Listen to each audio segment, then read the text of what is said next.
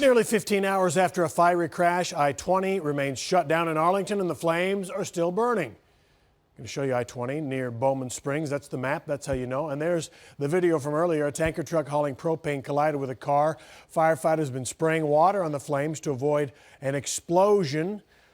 Now the live look tonight. You see the water still going on. You see the flames and fire still burning. That's a TxDOT camera tonight on the right.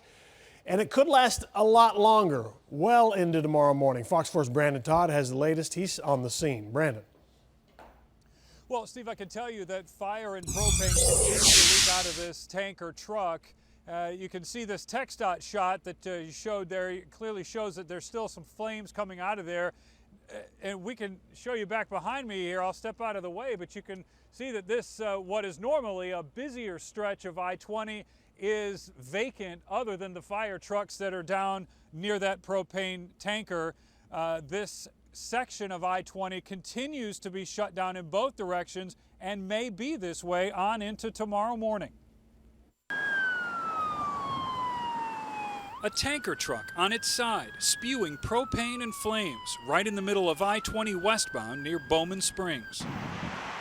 Arlington firefighters were unable to put out the fire. Their only real defense was to put as much water on the tank as possible, keeping it cool, lessening the potential that the 3,000-pound capacity tank, which was nearly full, would explode.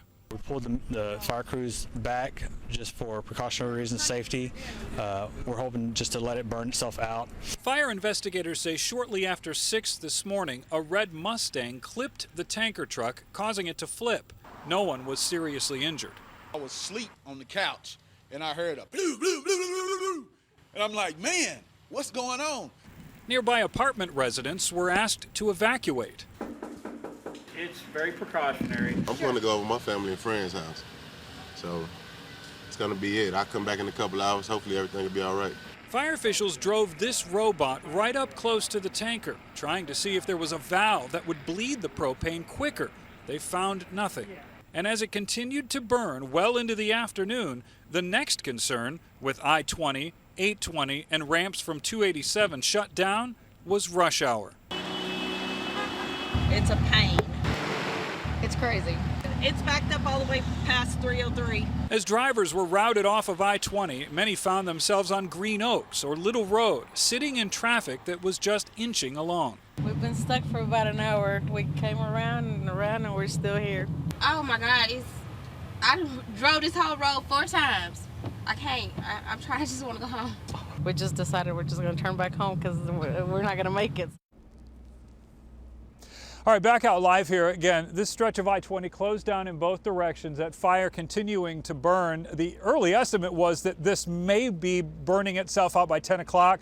They stretched that on into 2 a.m., a time when they thought that it might burn itself out. Now they're saying this may continue to burn on into tomorrow morning, even the daylight hours.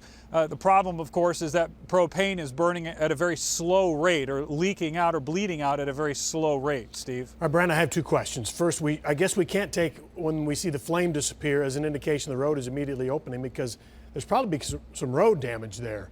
And then second, is there still a possibility of that thing exploding, or is that done? Well, it is gone for now, at least. The large possibility is it's pretty unlikely, but there is always a small possibility. You mentioned, or you saw that robot that I mentioned earlier that drove up to the tanker.